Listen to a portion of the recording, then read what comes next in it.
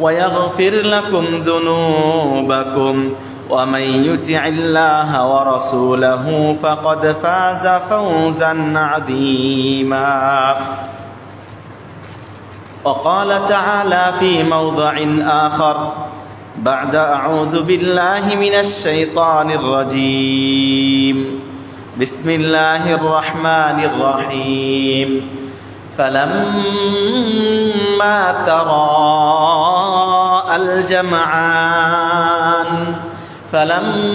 تراءى الجمعان قال أصحاب موسى إنا لمدركون قال كلا إن معي ربي سيهدين. وقال تعالى في موضع آخر بعد أعوذ بالله من الشيطان الرجيم ومن يتوكل على الله فهو حسبه. وقال النبي عليه الصلاة والسلام أنا عند ظني عبدي به أو كما قال عليه الصلاة والسلام. প্রশংসা গুণগান যাবতীয় সিফতসানা সেই আল্লাহ সুবহানাহু ওয়া তাআলার জন্য, যে মহান আল্লাহ সুবহানাহু ওয়া তাআলা একক অদ্বিতীয়, যিনি হক মাবুদ, যিনি আসমান ও জমিনের মালিক, তার সমকক্ষ, তার মতো পৃথিবীতে কেউ শক্তিধর আর নেই। তিনি একক শক্তিধর। সমস্ত কিছু ধ্বংস হয়ে যাবে, শেষ হয়ে যাবে, শুধু অবশিষ্ট থাকবে আপনার আমার রব আল্লাহ সুবহানাহু ওয়া তাআলা। প্রশংসা তার, যে আল্লাহ সুবহানাহু ওয়া তাআলা আমাদেরকে তার গোলাম, তার বান্দা, তার আবেদ হওয়ার তৌফিক দান করেছেন। এই জন্য অন্তরের অন্তঃস্থল থেকে আল্লাহর কৃতজ্ঞতা আদায় করে, কালিমাতুশ শুকর আদায় করে বলি আলহামদুলিল্লাহ। সালাতু সালাম বর্ষিত হোক সেই হাবিবের উপর, যে হাবিব সাল্লাল্লাহু আলাইহি ওয়াসাল্লাম আল্লাহ সুবহানাহু ওয়া তাআলার প্রতি এমন ধারণা পোষণ করতেন, যে ধারণাটা একজন বান্দার, একজন আবেদের, একজন গোলামের তার স্রষ্টার প্রতি, তার মালিকের উপর করতে হয়। তার মালিক, তার মনিবের উপর যে ধারণা রাখতে হয়, নবী সাল্লাল্লাহু আলাইহি ওয়াসাল্লাম সেই ধারণাই তার সৃষ্টিকর্তা, আমাদের সৃষ্টিকর্তা আল্লাহ সুবহানাহু ওয়া তাআলার প্রতি রেখেছেন। এই জন্য সেই নবীর উপর দরুদ পাঠ করি, যে নবীর উপর দরুদ পাঠ করলে আল্লাহ সুবহানাহু ওয়া তাআলা 10টা রহমত নাজিল করেন। যে নবীর উপর দরুদ পাঠ করলে আল্লাহ সুবহানাহু ওয়া তাআলা বান্দার দুশ্চিন্তা, টেনশন আল্লাহ দূর করে দেন। আমরা সকলে পাঠ করি আল্লাহুম্মা সাল্লি আলা মুহাম্মদ ওয়া আলা আলি মুহাম্মদ কামা সাল্লাইতা আলা ইব্রাহিম ওয়া আলা আলি ইব্রাহিম ইন্নাকা হামিদুম মাজিদ। আল্লাহুম্মা বারিক আলা মুহাম্মদ ওয়া আলা আলি মুহাম্মদ কামা বারাকতা আলা ইব্রাহিম ওয়া আলা আলি ইব্রাহিম ইন্নাকা হামিদুম মাজিদ। প্রাণপ্রিয় মুসল্লিয়ানে কেরাম, অসংখ্য আহাদিস আর সহিহার মধ্যে হতে একটা হাদিস আপনাদের সম্মুখে পাঠ করেছি। অসংখ্য আয়াতের মধ্যে হতে আপনার নিকট সূরাতুশ শুআরা এর 61 এবং 62 নম্বর আয়াত পাঠ করেছি। উক্ত হাদিস এবং আয়াতকে সামনে রেখে যে বিষয়টা নিয়ে আজকে আলোচনা করব, বিষয়টা অত্যন্ত গুরুত্বপূর্ণ। বিষয়টা কি? একজন বান্দা তার রবের প্রতি, তার সৃষ্টিকর্তার প্রতি কেমন ধারণা পোষণ করবে। প্রিয় ভাইরা আমার, কখনো কখনো পৃথিবীতে কোনো মানুষের প্রতি খারাপ ধারণা পোষণ করে, আবার কেউ বা কারো উপর ভালো ধারণা পোষণ করে। কিন্তু আমরা শুধুমাত্র বুঝতে পারি যে মানুষের প্রতি যেমন ভালো এবং মন্দ ধারণা রাখে, মানুষ তার মালিক সৃষ্টিকর্তা আল্লাহর প্রতিও কেউ ভালো ধারণা, আবার কেউ মন্দ ধারণা পোষণ করে। প্রিয় ভাইরা আমার, আল্লাহ সুবহানাহু ওয়া তাআলা আপনাকে এমন মালিকের বান্দা বানিয়েছেন, এমন ইলাহের বান্দা বানিয়েছেন, গোলাম বানিয়েছেন, যিনি ফাআলুল লিমা ইউরিদ, যা ইচ্ছা তাই করেন। তাকে জবাবদিহিতা করার মতো কেউ নাই, বরং সমস্ত মাখলুকাত, সমস্ত সৃষ্টি তার কাছে জবাবদিহিতা করবে। আমরা সকলে তার কাছে জবাবদিহিতা করব। আল্লাহ সুবহানাহু ওয়া তাআলা সমস্ত সৃষ্টিকুল পৃথিবী, আসমান ও জমিন, জিন ও ইনসান যা আছে সকলকে যদি ধ্বংস করে দেন, কেউ তাকে জিজ্ঞাসা করবে এই ক্ষমতা কারো নাই। এমন আল্লাহ সুবহানাহু ওয়া তাআলার শক্তিধর, এমন তার বান্দা হওয়া, তার গোলাম হওয়া, এটাও একটা সৌভাগ্যের বিষয়। প্রিয় ভাইয়েরা আমার, যিনি এত শক্তিধর, যিনি এত ক্ষমতাবান, যিনি আযীম, যিনি মহান, যিনি রহিম, দয়াবান, আবার তিনি ইন্না আযাবা রাব্বিকা লাওয়াকি' শাস্তি দান করেন, তাহলে আল্লাহ সুবহানাহু ওয়া তাআলার প্রতি আমাদের ধারণা কেমন হওয়া উচিত? আজকে এই আলোচনাটা আমরা করব যে আমরা কোন আল্লাহর ইবাদত করি, তিনি কেমন, তার প্রতি কি ধারণা পোষণ করি। আমরা এই আলোচনাটা কেন নিয়ে আসলাম আজকে? কারণ হলো গত 5 তারিখে, মানে আমার যে জুমা ছিল গত মাসের 5 তারিখে প্রথম জুমা, সেখানে আলোচনা করেছিলাম, প্রসঙ্গ ছিল বেদাত ও ঈদে মিলাদুন্নবী, কারণ তখন রাষ্ট্রীয়ভাবে এই বেদাতিটা করে আসছিল। আজকে এই আলোচনাটা করলাম প্রিয় ভাইয়েরা আমার, মুড়ে মুড়ে বিভিন্ন জায়গায় আমাদের দেশে আজকে হিন্দুদের একটা পূজা হচ্ছে, দুর্গা পূজা বা শারদীয় পূজা, যে পূজা তারা করতেছে, এই পূজাতে মুসলিম সন্তানেরা শরীক হচ্ছে। কেউ বা অর্থ দিয়ে, কেউ বা বন্ধুর পাল্লায় পড়ে, কেউ বা বিভিন্নভাবে। আপনার কাছে একটা প্রশ্ন, আপনি আল্লাহর ইবাদত করেন, আল্লাহর বান্দা, আল্লাহর গোলাম যদি সত্যিকার অর্থে ঈমানদার দাবি করেন, তাহলে যেই জায়গাটায়, যেখানে পূজা মণ্ডপ তৈরি করা হয়েছে, সেখানে আল্লাহর ক্রোধ সেখানে অবধারিত হয়, আল্লাহর রাগান্বিত, মানে আপনার সৃষ্টিকর্তাকে বিকৃত করে, আপনার সৃষ্টিকর্তার প্রতিপক্ষ বানিয়ে, আরেকটা সৃষ্টিকর্তা বানিয়ে সেখানে ইবাদত বন্দি করা হচ্ছে, আর আপনিও সেখানে যাচ্ছেন, আপনার মনে কষ্ট হচ্ছে না? আপনি কি মনে করেন আপনার ঈমান আছে? আপনি তো ঠিকই মনে করেন আপনার ঈমান আছে। যারা ওখানে যাচ্ছে, শরীক হচ্ছে, অর্থ দিচ্ছে, শুভেচ্ছা জানাচ্ছে। আমি খুতবার আগে একটু জানলাম, মানে একটু সার্চ দিয়ে আমি ইমাম ইবনুল কাইয়্যিম কি বলেছেন, বিন বাজ রাহিমাহুল্লাহ কি বলেছেন, শেখ সালেহ আল উসাইমিন, এরা হলো 20 শতাব্দীর শ্রেষ্ঠ মুহাদ্দিস, নাসিরউদ্দিন আলবানী, তারা কি বলেছেন? কোনো একজন ইমাম বলেন নাই যে ওখানে গেলে ঈমান থাকবে। বিল ইত্তেফাক কেউ যদি শুভেচ্ছা জানায় অন্য ধর্মের, যেটা তাদের বিশেষ ইবাদত করার দিন, মানে ঈদ, তা আমাদের যেমন ঈদ শুক্রবার ইয়াউমুল জুমা, কোন হিন্দু কি জুমার দিন মসজিদে আসছে খুতবা শোনার জন্য? আজকে কেউ আসছে? কিন্তু মুসলমান ঈমানদার, আপনি দাবি করেন যে আপনি আল্লাহর প্রতি ঈমান এনেছেন, কিন্তু আপনি ঠিকই হিন্দুর পূজা দেখার জন্য সেখানে গিয়েছেন। এইবার আপনি নিজেকে প্রশ্ন করুন, আপনি কতটুক স্তরের ঈমানদার? আপনি আপনার সৃষ্টিকর্তা সম্পর্কে কি ধারণা রাখেন? আপনি আল্লাহ সম্পর্কে কি আকীদা রাখেন? আপনার আল্লাহ কি? আবার নাউযুবিল্লাহ মিন যালিক, কিছু মানুষ এমন মনে করতেছে যে হিন্দুদেরও তো আল্লাহ, ওরা বানিয়ে ইবাদত করে, ওটার আল্লাহ মনে করে, আর আমার আল্লাহ উপরে, তাদের মধ্যে আমাদের কোনো পার্থক্য নাই। নাউযুবিল্লাহ মিন যালিক।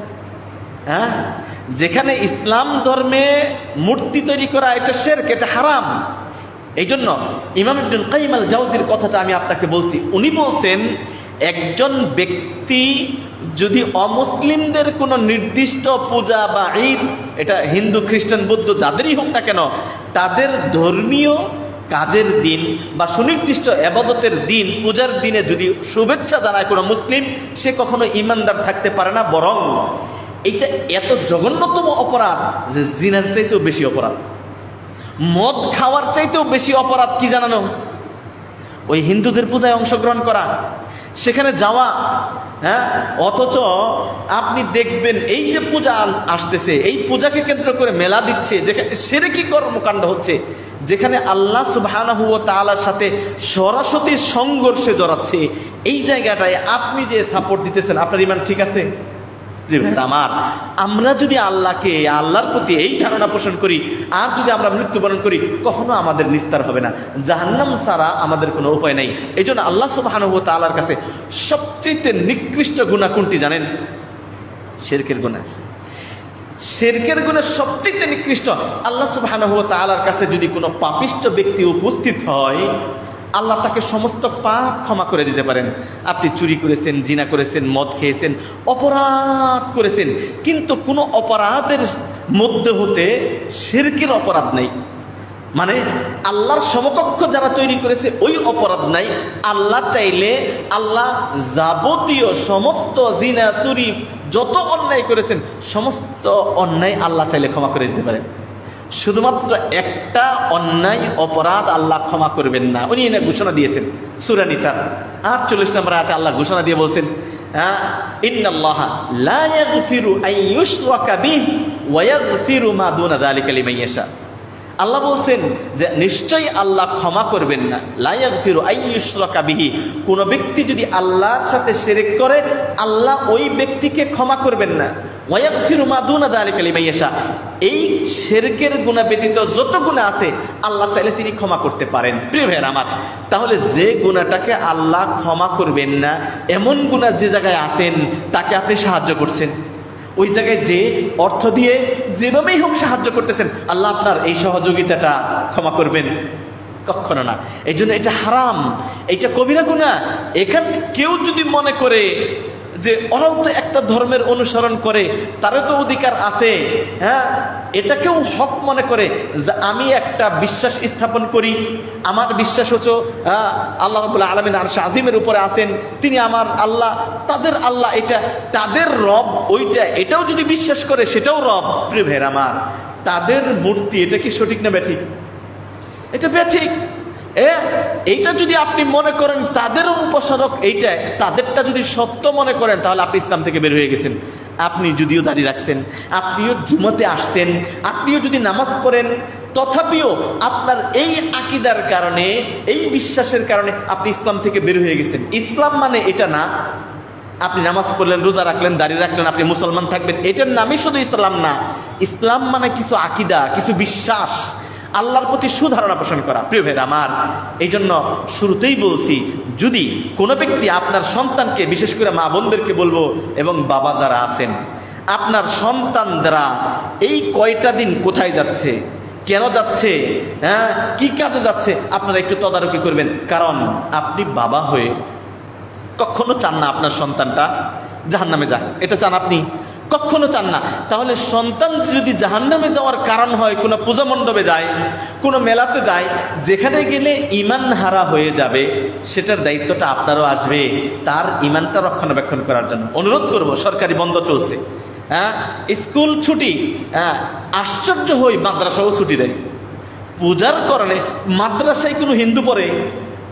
মাদ্রাসায় কোনো হিন্দু পড়ে না, তাহলে মাদ্রাসা কেন ছুটি দেওয়া হবে?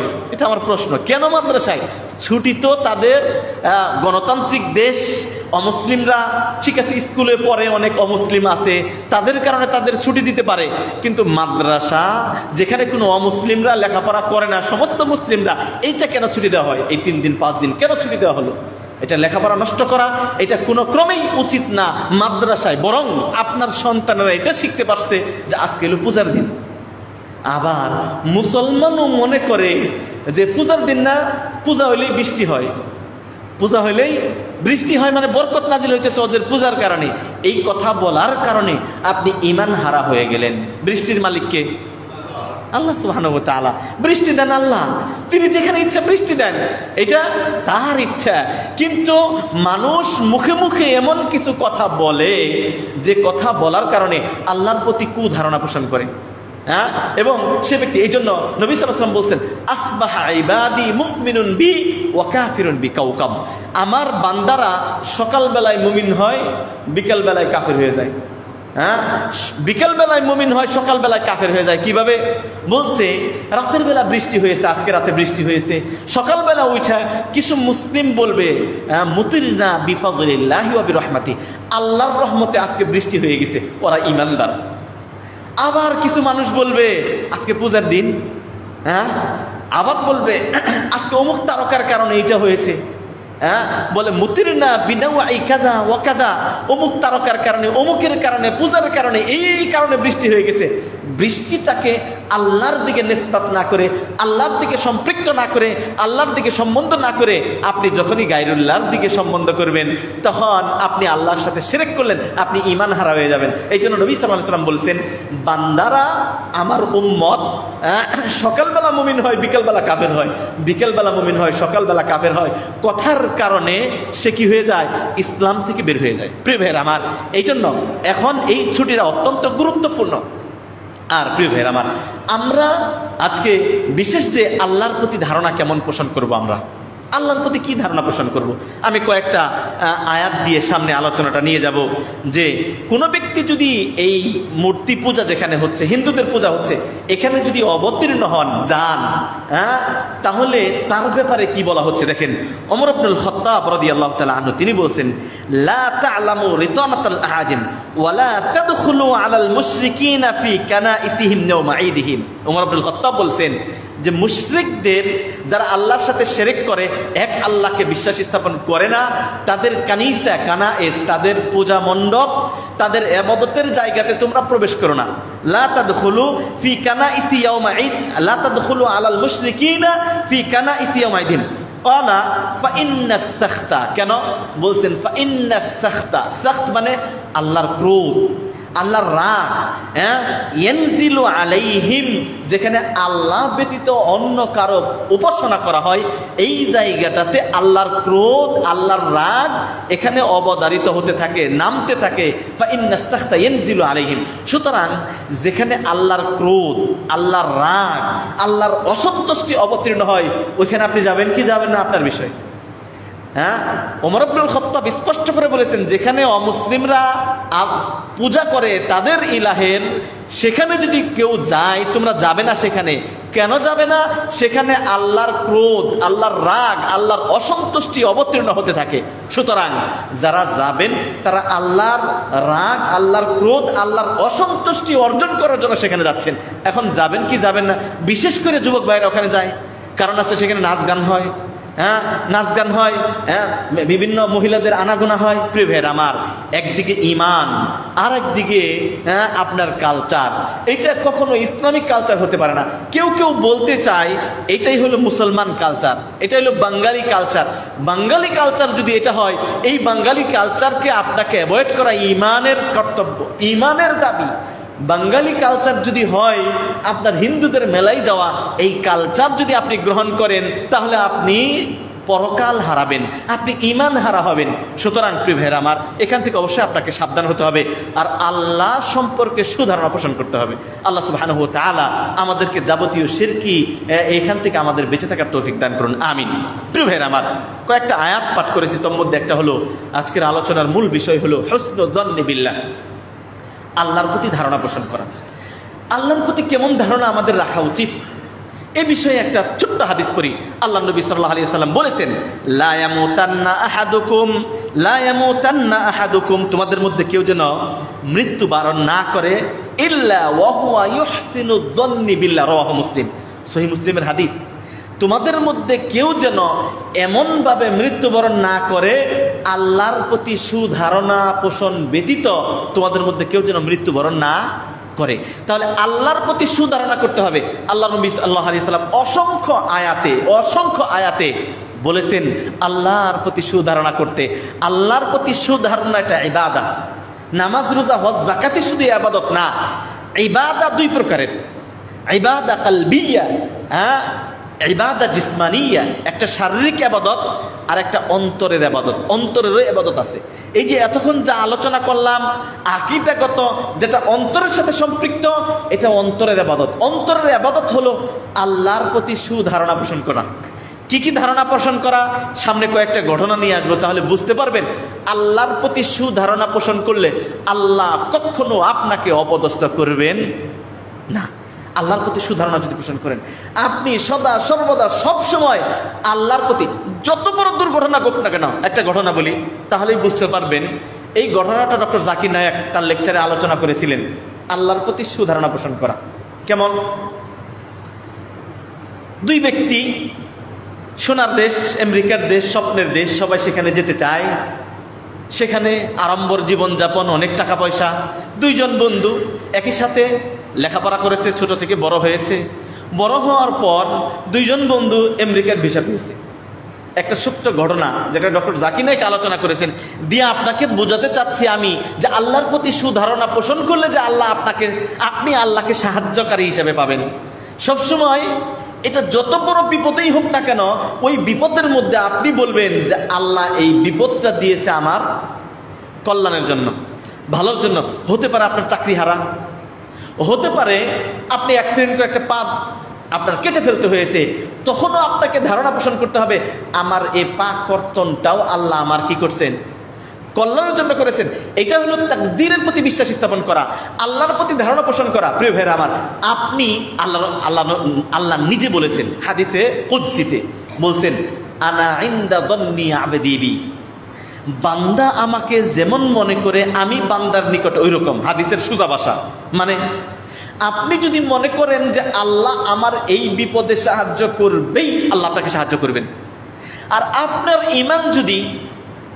ঈমান আল্লাহর প্রতি ধারণা যদি ওই স্তরের না হয়, কি জানি কি কারণে এটা হইল, আমি এত নামাজ পড়ি, রোজা করি, তারপরেও আমার এই বড় দুর্ঘটনা ঘটলো, আমার ছোট সন্তানটা চলে গেল, অ্যাক্সিডেন্ট হয়ে মা মারা গেল, সন্তানটা মারা গেল, আয় আফসোস করেন।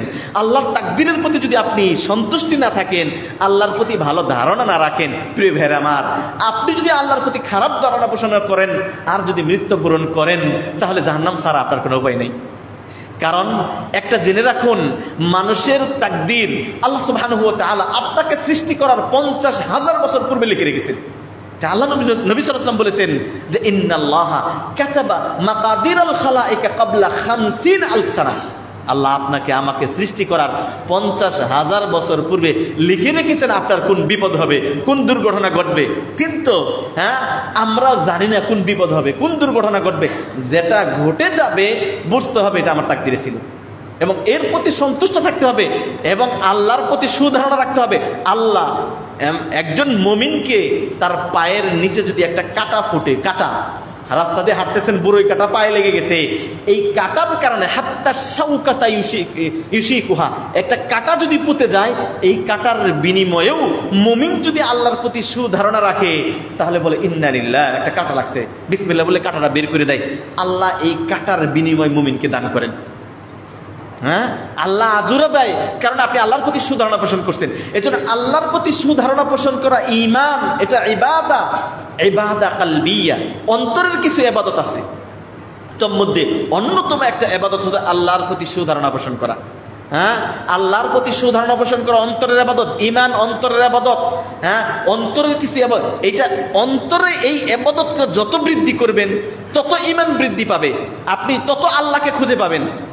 প্রিয় ভাইরা আমার, আল্লাহ সুবহানাহু ওয়া তাআলা নিজে বলেছেন আনা ইনদা যান্নি আবদি বি, আমি বান্দার কাছে ওই রকম যেমন বান্দা আমাকে মনে করে। এই জন্য ওই যে বলছিলাম, দুই ব্যক্তি যাচ্ছে আমেরিকায়, ডক্টর জাকির নায়েক যেটার আলোচনা করেছেন, দুইজন ব্যক্তি যাচ্ছে, এইবার টিকিট ভিসা হাতে পেয়ে গেছে। এক ব্যক্তি চলে গেছে এয়ারপোর্টে যাওয়ার পর বিমান ছেড়ে দিবে, সেই ইমিগ্রেশন কমপ্লিট করে বিমানে উঠে গেছে। আর এক ব্যক্তিকে দুস্থকে ফোন দিয়েছে, দুস্থ তুমি কত দূর? বলে আমি তো নবীনগরের জ্যামে পড়ে গেছি দুস্থ, এয়ারপোর্টে তো পৌঁছতে পারতেছি না। বলে কি বলো, এটা কি মিস করে এরকম? আগে বের হবে না? আগেই বের হয়েছি, জ্যামে পড়ে গেছি। তো কিছুক্ষণ পর ওই বন্ধুকে নিয়ে প্লেন চলে গেছে। এই বন্ধু দ্বিতীয় জন ব্যক্তি এয়ারপোর্টে পৌঁছানোর পরে দেখলেন ফ্লাইট চলে গেছে। সে মনে দুঃখ কষ্ট, একটা ফ্লাইট মিস হইলো, মানে প্রায় 1 লাখ টাকার বিষয়, আবার ওইটাকে টিকিট চেঞ্জ করো, আবার একটা ঝামেলা করো, কষ্ট। কিন্তু সে আল্লাহর প্রতি সুধারণা করছে, নামাজি মানুষ ছিলেন, যে আল্লাহ আমাকে এই ফ্লাইট মিস হওয়ার কারণে যে আমার অর্থনৈতিক ক্ষতি হচ্ছে, এটা অবশ্যই আল্লাহ আমার উপরে কল্যাণ রাখছে, এটা অকল্যাণের জন্য কিছু করেন নাই, এটার মধ্যে কল্যাণ রাখছে। সে আর ফিরে না এসে ওখানে থাকছে। আর যে ব্যক্তি প্লেনে উঠলো, সে মনে করতেছে বাহ আমি আমেরিকা যাবো, কিছুক্ষণ পর আমেরিকা নামবো, 6 মাস পর আমার অনেক কিছু হবে, বিশাল স্বপ্ন নিয়ে প্লেনে উঠলো। আর এই বন্ধু হোটেল নিয়ে বসে আছে, 8টা 10টার সংবাদ দেখতেছে। এমতো অবস্থায় দেখে যে প্লেনে তার টিকিট ছিল, মানে সে যেতে পারে নাই, ক্যান্সেল হয়ে গেছে, মিস করছে ফ্লাইট, এই ফ্লাইটটা সাগরে ক্র্যাশ করে যত আর যাত্রী ছিল সব সহ প্লেন ধ্বংস হয়ে গেছে। দেখেন, একটু আগেই যে লোকটা যে লোকটা প্লেনে উঠলো বিশাল স্বপ্ন নিয়ে, ও কি মনে করছিল? আমি সফল কাম, আমি সফল, আমেরিকা চলে যেতে আমার আর কেউ ধরতে পারে, আমার চাইতে সফল কাম কে? খুব আনন্দ চিত্তে খুশি নিয়ে যাচ্ছিল। আর এ লোক যে ফ্লাইট মিস হয়েছে এ দুঃখ প্রকাশ করতেছিল, এত বড় কষ্ট, আমি নামাজি মানুষ, এত ভালো কাজ করি, এরপরে আমার ফ্লাইট মিস হয়ে এতগুলো লস হয়ে গেল। কিন্তু তার চোখে এটা সুসংবাদ ছিল, আর এই ব্যক্তি যে মিস করছে তার চোখে এটা ছিল দুঃসংবাদ। কিন্তু দুঃসংবাদটা কিছু সময়ের পরে সুসংবাদে রূপান্তরিত করলেন কে? আল্লাহ সুবহানাহু ওয়া তাআলা। তাহলে একজন মুমিন সে তো বুঝতে পারলো আপনার জীবনে ঘটে যাওয়া অনেক কিছু আপনি দুই চোখ দিয়ে মনে করবেন এটা দুঃসংবাদ, এটা খারাপ জিনিস, আমার ডিমোশন হলো, হ্যাঁ, আমার পায়ে অসুস্থ হলো, আমার এই হয়েছে সেই হয়েছে, আমার চাকরি হয় নাই, আমি বিসিএস ক্যাডার হতে পারলাম না, আমার কাঙ্ক্ষিত রেজাল্ট হয় নাই, আমি ব্যবসায় সফল কাম না। আপনার অনেক বিপদ, আপনি দুই চোখ দিয়ে দেখতেছেন বিপদ আর বিপদ, বিপদ আবার বিপদ। মুমিন দুই চোখ দিয়ে দেখে না, অন্তরে তার অনেকগুলো চোখ আছে। যখন আপনি আল্লাহর উপরে ন্যস্ত করবেন যে তাকদীর এটা তো আল্লাহ লিখে রেখেছেন, সুতরাং আমি যেটা চেষ্টা করলাম হইল না, এর মধ্যে অবশ্যই আল্লাহ কল্যাণ রাখছে। তাহলে আপনি দেখতে পান আর না পান, এই আল্লাহর প্রতি সুধারণা পোষণ করার কারণে আল্লাহ আপনার সাহায্যে থাকবেন। কিভাবে সাহায্যে থাকবেন? কয়েকটা ঘটনা বলি। আল্লাহর প্রতি যদি সুধারণা রাখেন, যত বড় কঠিন বিপদ আসুক আল্লাহ আপনার সাহায্যকারী হবেনই। তার মধ্যে একটা আয়াত পাঠ করছি, সবচেয়ে বড় কঠিন একটা বিষয়। মুসা আলাইহিস সালাতু ওয়াস সালাম, তার সাথে যুদ্ধ ছিল কার? ফিরআউনের। কি যুদ্ধ? কঠিন বিপদ। মুসা আলাইহিস সালাতু ওয়াস সালাম এক বালককে থাপ্পড় মারছে, এরপরে নানান ঘটনা। এইবার ফিরআউনের কবল থেকে বাঁচার জন্য তার দলবল নিয়ে সে চলে যাচ্ছে। কেমন অবস্থায়?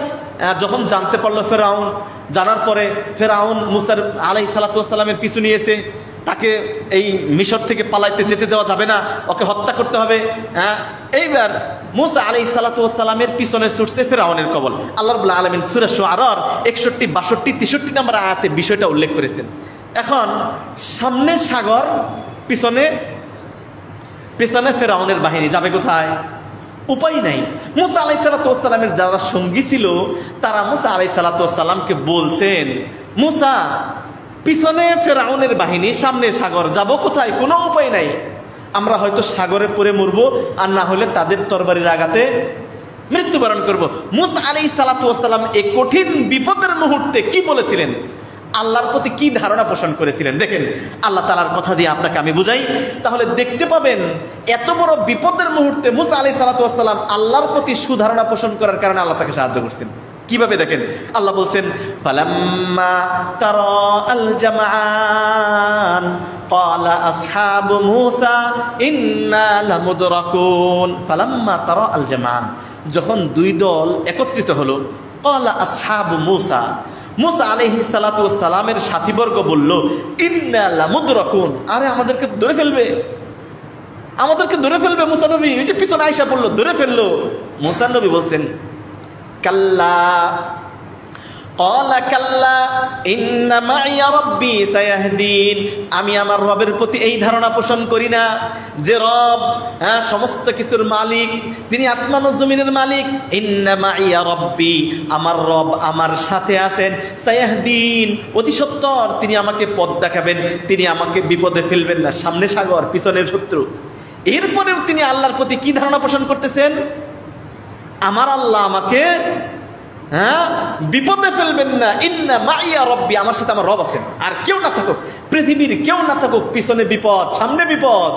আল্লাহর প্রতি এ সুধারণা পোষণ করার কারণে আল্লাহ রাব্বুল আলামিন পরের আয়াতগুলোতে বলছেন, ফাকানা কুল্লু ফিরকিন কাত্তাউদিল আযীম ওয়া আযলাফনা থাম্মাল আখিরিন ওয়া আনজাইনা মূসা ওয়া মান মাআহু আজমাইন।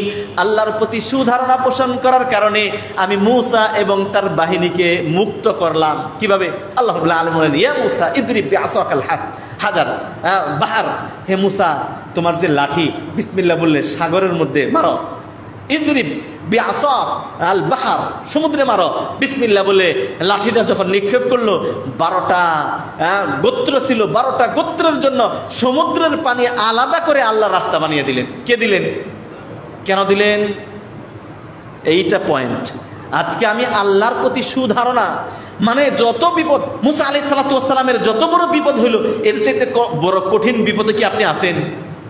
হ্যাঁ, ওনার সামনে সাগর পার হতে পারবে না, মরে যাবে, পিছনে শত্রু, এই কঠিন বিপদেও তিনি বলছেন কাল্লা ইন্না মাইয়া রব্বি সায়াহদিন, কখনো না। হ্যাঁ, আমি আল্লাহর বান্দা, তিনি শক্তিশালী, তিনি আমাকে বিপদ থেকে উদ্ধার করবেন, আমাকে পথ দেখাবেন। এই বিশ্বাসের কারণেই আল্লাহ সুবহানাহু ওয়া তাআলা মুসা আলাইহিস সালাতু ওয়াস সালামকে আল্লাহ সাহায্য করলেন। প্রিয় ভাইরা আমার, আপনিও আল্লাহর প্রতি এই ধারণা পোষণ করবেন, যে অবস্থায় থাকুন না কেন ওই অবস্থাতে ধারণা করবেন আল্লাহ আপনাকে সাহায্য করবেন। ওই প্রিয় ভাইরা আমার, দ্বিতীয়ত ইব্রাহিম আলাইহিস সালাতু ওয়াস সালাম অনেক বয়স হয়ে গেল। অনেক বয়স হওয়ার পর আল্লাহর কাছে বলছেন, আল্লাহ রব্বি হাবলি মিনাস সালিহিন, আল্লাহ যতই বয়স হোক আপনি চাইলে তো সন্তান দেওয়া সম্ভব। বৃদ্ধ হয়ে গেছেন, সন্তান হওয়ার মতো অবস্থা নাই, তার স্ত্রীও বয়স শেষ, মানে সন্তান হওয়ার যে সময়, এই সময় পার হয়ে গেছে। এরপরেও তার বিশ্বাস যে আল্লাহ চাইলে বৃদ্ধ অবস্থায়ও কি দিতে পারে, সন্তান দিতে পারে। কিন্তু আপনি তো নতুন বিয়ে করেছেন, 2, 4, 5 বছর 10 বছর গেছে, সন্তান হয় না, এইবার আপনি ধৈর্য হারা হয়ে যাচ্ছেন মাজারে। হ্যাঁ, না এরকম ইব্রাহিম আলাইহিস সালাম জান নাই। হ্যাঁ, তিনি জান নাই, তিনি বলছেন রব্বি হাবলি মিনাস সালিহিন, আল্লাহ গো আমার যেন ওয়ারিসদার হয়, আমি যেন দুনিয়া থেকে চলে যাওয়ার পর আমাকে ওয়ারিসহীন দুনিয়াতে রেখে যেন, আল্লাহর কাছে দোয়া করলেন। হ্যাঁ, আল্লাহ দোয়া কবুল করলেন। ফাবাশশারনাহু বিগুলামিন হালিম, একটা সহিষ্ণু গোলাম ইসমাঈল আলাইহিস সালাতু ওয়াস সালামকে আল্লাহ রাব্বুল আলামিন দান করলেন। এতদিন বাচ্চা না হওয়ার পরে যখন অনেক বয়স হওয়ার পর একটা বাচ্চা হয়, তখন বাচ্চাটার বেশি মূল্য হয় না, তাই না? হ্যাঁ, বাচ্চাটাকে অনেক আদর করে, অনেক মূল্যায়ন করে। এতদিন পর আল্লাহ বাচ্চা দিয়েছে, খুব আদর যত্নে মানুষ করতেছে। এমত অবস্থায় আল্লাহ রাব্বুল আলামিন তার ওই প্রিয় জিনিসটা কেড়ে নিতে চাচ্ছে, প্রিয় জিনিসের মাধ্যমে তাকে পরীক্ষা করতে যাচ্ছে। ইব্রাহিম আলাইহিস সালাতু ওয়াস সালামকে আল্লাহ রাব্বুল আলামিন বললেন, তুমি হিজরত করো, যাও। এইবার তিনি হিজরত করে সিরিয়া শাম থেকে বের হয়ে তিনি চলে গেলেন কোথায়? সেই মক্কার।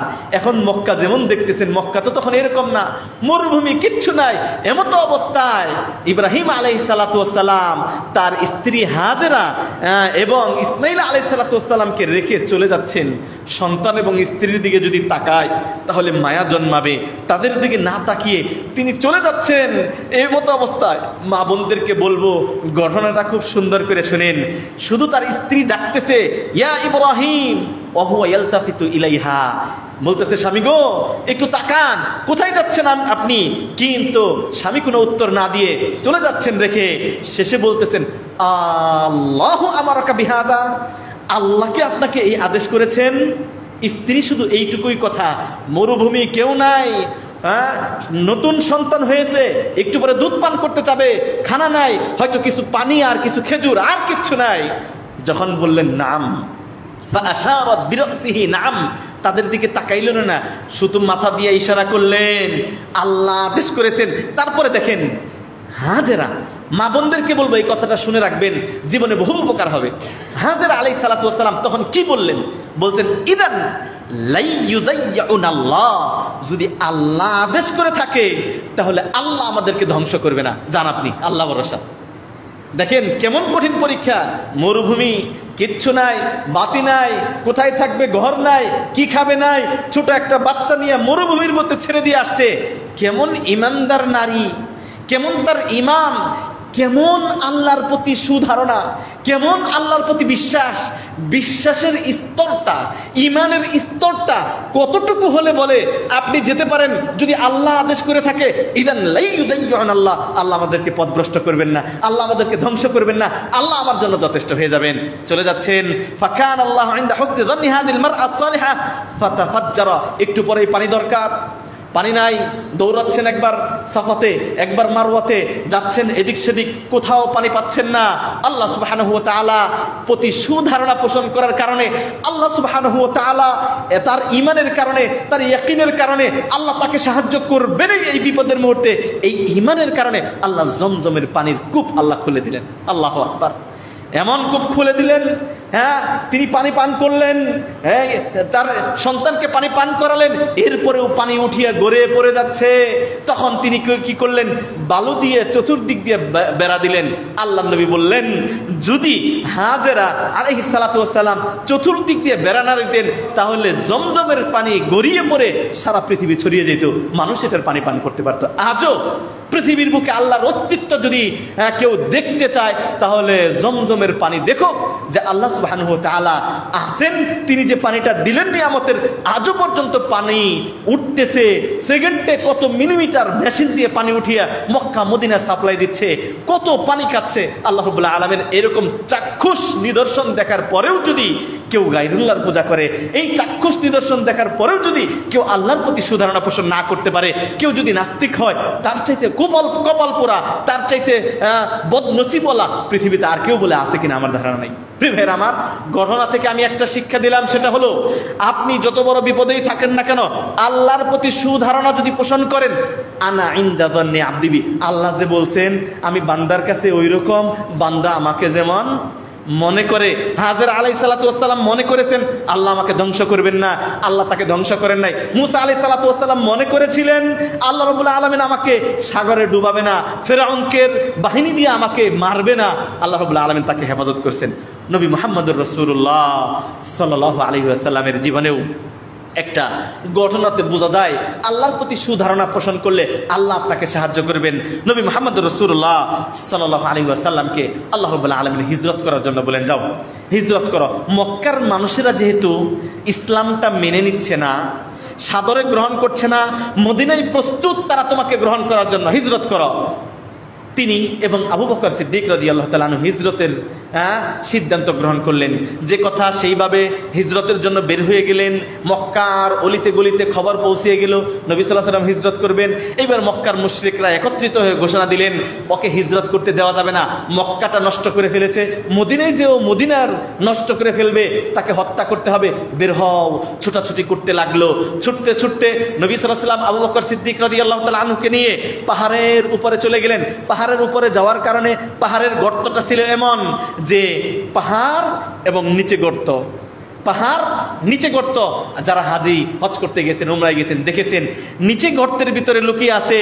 তাকে খুঁজতে খুঁজতে মক্কার কুরাইশরা চলে গেছে এমতো অবস্থায় যে উপরে তারা শুধু পায়ের দিকে যদি তাকায় তাহলে নবী এবং আবু বকরকে দেখতে পাবে।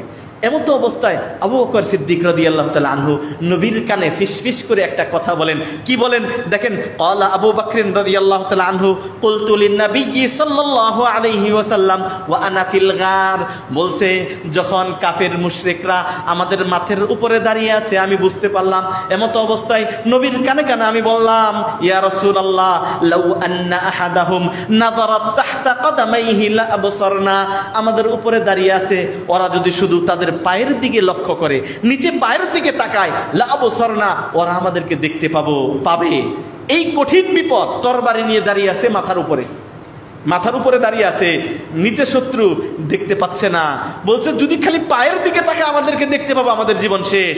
আল্লাহ নবী সাল্লাল্লাহু আলাইহি সাল্লাম আল্লাহ সম্পর্কে কেমন ধারণা পোষণ করেন আল্লাহ রাব্বুল আলামিন সেটা বলছেন।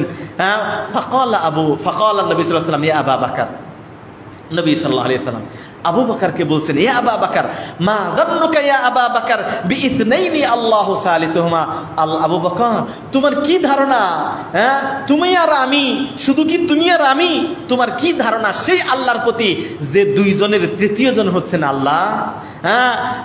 ফাআমাল্লাহু আবসারহুম, আল্লাহ সুবহানাহু ওয়া তাআলার প্রতি নবী এই সুধারণা পোষণ করার কারণে আল্লাহ তাদের দৃষ্টিশক্তিকে অন্ধ করে দিলেন। তারা যেদিকেই তাকায় নবী আর আবু বকরকে দেখতে পায় না। আল্লাহু আকবার। তাব্বাত ইয়াদা আবি লাহাব, এই যে সূরাটা অবতীর্ণ হলো, আবু লাহাবের স্ত্রী ছিল আমরাতু হাম্মালাতাল হাতাব, লাকড়ি জমা করত, নবী সাল্লাল্লাহু আলাইহি ওয়াসাল্লামকে কষ্ট দিতেন। এই ইমরাত আবু লাহাবের স্ত্রী জামিলা, তিনি একদিন যখন জানতে পারলেন যে আমার বিরুদ্ধে একটা সূরা অবতীর্ণ হয়ে গেছে, তার রাগ আরো বাইরে গেল। এই জন্য তিনি মুহাম্মদ সাল্লাল্লাহু আলাইহি ওয়াসাল্লামকে মুহাম্মদ বলতো না, বলতো মুহাম্মদ মানে গর্দব।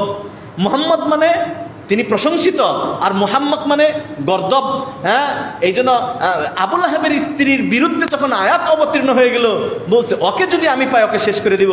মানুষকে জিজ্ঞেস করতেছে, মক্কার ছোট ছোট সব মানুষরা বলতেছে আমরাতুহু হাম্মালাতাল হাতাব, এই যে কিয়ামত পর্যন্ত তার জন্য বদদুয়া, তাব্বাত ইয়াদা আবি লাহাব, আবু লাহাবের হাত ধ্বংস হোক বলছেন ঘটনার মধ্যে।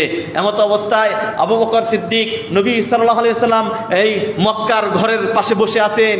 হ্যাঁ, ইমরাতু আবু লাহাব, আবু লাহাবের স্ত্রী তাকে খুঁজতে খুঁজতে হাতে অস্ত্র নিয়ে তাকে মারার জন্য গেছেন, যে তাকে আজকে মেরেই ফেলবো, সারা জীবন আমার বিরুদ্ধাচরণ করে আসছে। এমত অবস্থায় দেখতে পেলেন আবু বকরকে, পাশে বসে আছেন নবী সাল্লাল্লাহু আলাইহি ওয়াসাল্লাম, পাশে বসে আছেন নবী, পাশে আবু বকর। আবু বকরকে দেখতে পেয়ে বলতেছেন, আবু বকর তোমার যে সাথী, এ আমাকে আমরাতু হাম্মালাতাল হাতাব, ওই মুহাম্মদ কই, ওকে আমাকে দেখিয়ে দাও, ওকে পাওয়ার সাথে সাথে আমি তাকে হত্যা করে ফেলবো। আবু বকর চুপচাপ আছেন, যে নবী আমার পাশে বসা, আমাকে জিজ্ঞেস করে নবী কোথায়? হ্যাঁ, আমার তো পাশেই বসা। আমি আর কিছু না বলে চুপচাপ থাকলাম। একটু পর সে এখান থেকে চলে গেল। আমি বললাম, ইয়া রাসূলুল্লাহ, আপনি আমার পাশে বসে আছেন, সে আমাকে জিজ্ঞেস করতেছে যে মুহাম্মদ কোথায়, তাহলে কি ও কি আপনাকে দেখতে পায় নাই? আল্লাহ নবী সাল্লাল্লাহু আলাইহি ওয়াসাল্লাম বললেন, ইয়া আবু বকর, সে যখন আমাকে হত্যা করতে আসছে, এমতো অবস্থায় জিবরিল আমিন এসে তার চোখের সামনে আড়াল করে তার পাখা দিয়ে ধরে রেখেছেন আমাকে, সে আমাকে দেখতে পায় নাই, তোমাকে দেখতে পেয়েছে। আল্লাহ রাব্বুল আলামিন এভাবেই আমাকে হেফাজত করেছেন। প্রিয় ভাইরা আমার, তাহলে আল্লাহ রাব্বুল আলামিন নবী সাল্লাল্লাহু আলাইহি ওয়াসাল্লাম আল্লাহর প্রতি সুধারণা পোষণ করার কারণে আল্লাহ তাকে যাবতীয় বিপদ আপদ থেকে হেফাজত করেছেন। আজকের বিষয় সুধারণা পোষণ করা। আল্লাহর প্রতি সুধারণা জীবনে রাখবেন। আপনার ঈমান, আপনার ধারণা, আপনার ইয়াকিন, আপনার বিশ্বাস যতই উঁচু স্তরের, আল্লাহকে আপনি তত উঁচু স্তরের পাবেন। শেষ একটা উদাহরণ দেই। আপনার কিছুদিন আগে একটা ডিবেট হয়েছে, অনলাইনে ভিডিওটা পাবেন, এখনো আছে। একজন আস্তিক এবং নাস্তিক, দুইজনের মাঝে ডিবেট মানে আল্লাহ সত্য, আল্লাহ কি আছে না নাই, এটা নিয়ে ডিবেট, মানে বিতর্ক। তো একজন নাস্তিক লাইভে বলতেছে, আল্লাহ যদি সত্য হয়ে থাকে, সৃষ্টিকর্তা আল্লাহ যদি সত্য হয়ে থাকে, তাহলে তোমাদের হাদিসে আছে না, মান আকালা সাবআতা মারাত, যদি কোনো ব্যক্তি আজওয়া 7টা খেজুর খায়, লাম ইয়াদুররুহু সামমুন, তাহলে বিষ তার শরীরে কোনো ক্রিয়া করবে না। তোমাদের হাদিসের মধ্যে আছে, কোন ব্যক্তি যদি পাঠ করে বিসমিল্লাহিল্লাযী লা ইয়াদুররু মা ইসমিহি শাইউন ফিল আরদি ওয়ালা ফিস সামাই ওয়া হুয়াস সামিউল আলিম, এই দোয়া যদি পাঠ করে তাহলে তার কোনো ক্ষতি হবে না। তাহলে এই হাদিসের প্রতি কি তুমি মানো? হ্যাঁ, এটা সহিহ হাদিস, এটা মান্য করি। তাহলে এই দোয়া পরে তুমি বিষ খেয়ে দেখাও যে ঠিক আছে কিনা। কত বড় কঠিন চ্যালেঞ্জ, বুঝতে পারছেন কথাটা? যে যদি ঠিক থাকে তোমার হাদিস, তাহলে এখন এই লাইভে বিষ খাবা। সে বিষ এনে দিছে। যাই হোক, আল্লাহ সুবহানাহু ওয়া তাআলা, আপনি হলে কি করতেন? আমি হলে কি করতাম? বিষ খেয়ে মরেই যাবো, হয়তো বিষ কাজ করবে না। এই দেখেন ইয়াকিন, আল্লাহর প্রতি ধারণা, আল্লাহর প্রতি বিশ্বাস। সে আল্লাহর কাছে দোয়া করতেছে, আল্লাহ, অসংখ্য লক্ষ লক্ষ মানুষ আমাকে দেখতেছেন, আল্লাহ আজকে তোমার অস্তিত্বের ঈমানের বিষয়, আল্লাহ আমি যদি বিষ খেয়ে মারা যাই, আজকে আল্লাহ তোমার অস্তিত্ব নাই, এটাই প্রমাণিত হবে। আল্লাহ আমি তোমার কাছে ন্যস্ত, তোমার নামে। তুমি যে দোয়া পাঠ করে, তিনি বিসমিল্লাহ বলে আল্লাহর কাছে দোয়া করে, বিসমিল্লাহিল্লাযী লা ইয়াদুররু মা ইসমিহি শাইউন ফিল আরদি ওয়ালা ফিস সামাই ওয়া হুয়াস সামিউল আলিম, ওই স্রষ্টার নামে, যে স্রষ্টার নামে কোনো কিছু করলে কোনো ক্ষতি হতে পারে না, এই দোয়া পাঠ করে তিনি বিসমিল্লাহ বলে বিষ খেয়ে ফেলছেন সবার সামনে। নাস্তিক হাসতেছেন, এখন তো মারা যাবে। ডিবেট কত চরম পর্যায়ে, এখন তো মারা যাবে। আর ইসলাম প্রমাণিত হয়ে যাবে আল্লাহ নাই, এই বিশ্বাস সে। আর যিনি আস্তিক, যে আলেম, যা তাদের চ্যালেঞ্জ দিয়েছেন, তার বিশ্বাস মহান আল্লাহ সুবহানাহু ওয়া তাআলা আছেন। বিষ তার কথা শুনে, পানি তার কথা শুনে, এই পানি বাঘ হয়ে গেছে। হ্যাঁ, ছোট বাচ্চা কথা বলতে পারে না, আল্লাহ ফাআলুল লিমা করে তিনি বিসমিল্লাহ বলে খেলেন, আলহামদুলিল্লাহ, বিষ ক্রিয়াহীন হয়ে গেল, তার শরীরে কোনো কাজ করে না, তিনি জীবিত ছিলেন। আল্লাহু আকবার। এটা হলো ইমানের স্তর। হ্যাঁ, মুসা আলাইহিস সালাতু ওয়াস সালাম, তার ইমানের স্তর এতটা ছিল, পিছনে শত্রু, সামনে সাগর। ইন্না মাইয়া রব্বি সায়াহদিন, কাল্লা ইন্না মাইয়া রব্বি সায়াহদিন, কখনো না, আমার রব আছে, আমাকে তিনি ধ্বংস করবেন না। হাজেরা আলাইহিস সালাতু ওয়াস সালাম মরু প্রান্তরে তাকে রেখে আসলেন, তিনি বললেন, আল্লাহ আমার সাথে আছেন, আল্লাহ যদি আদেশ করে রাখেন, আমার ব্যবস্থাপনা আল্লাহ করবেনই। প্রিয় ভাইয়ের আমার, নবী সাল্লাল্লাহু আলাইহি সাল্লাম গারের মধ্যে, সেই পাহাড়ের মধ্যে উপরে শত্রু, নিচে আল্লাহ তাকে রক্ষা করেছেন। এই জন্য প্রত্যেকটা প্রত্যেকটা নবী আল্লাহর প্রতি সুধারণা পোষণ করেছেন। ধারণা করা ইবাদত। আপনি যত বেশি ঈমান আল্লাহর প্রতি সুধারণা করবেন, আপনার ঈমানের স্তর যত উঁচু থাকবে, ততটা আল্লাহ আপনাকে সাহায্য করবেন। আলহামদুলিল্লাহ, যদি আমি বলি আল্লাহ রাব্বুল আলামিন এই পর্যন্ত আমি আমার জীবনের ছোটবেলা থেকে কখনো আল্লাহ আমাকে অপমানিত করেননি। আমি কখনো এমন দোয়া করি নাই যে দোয়া আল্লাহ কবুল করে নাই। আমি আমার জীবনে এমন কোনো দোয়া করি নাই যে দোয়া আল্লাহ আমার কবুল করে নাই। প্রিয় ভাইরা আমার, আপনার ঈমানের স্তর, ইয়াকিনের স্তর যত বেশি রাখবেন আল্লাহর প্রতি, হ্যাঁ, ততটা আল্লাহর কাছে আপনি সাহায্যকারী পাবেন। আল্লাহ সুবহানাহু ওয়া তাআলা আপনাকে সাহায্য করবেন বিপদ আপদ যে কোনো মুহূর্তে, যদি আপনার ঈমানের স্তরটা এতটুকু থাকে। কিন্তু ঈমানের স্তর যদি এই হয় যে যেখানে আল্লাহর নামে শিরক করা হচ্ছে সেখানে আপনি যাবেন, সেখানে দাঁড়িয়ে থাকবেন, একটু খেলতামাশা দেখবেন, এটাতে যদি আপনার শরীরে যন্ত্রণা না হয় যে আমি ওই আল্লাহর প্রতি ঈমান এনেছি যে আল্লাহর প্রতি শিরক করলে আল্লাহ ক্ষমা করবেন না, সুতরাং শিরকের আশপাশে যাওয়া যাবে না, হ্যাঁ, এই ঈমানটা যদি আপনার না হয়, আর ওই ঈমান নিয়ে যদি আপনারা আল্লাহর কাছে দোয়া করেন, দোয়া কবুল হবে? কখনো না। আল্লাহ সুবহানাহু ওয়া তাআলা আল্লাহর প্রতি সুধারণা পোষণ করার তৌফিক দান করেন, আমিন।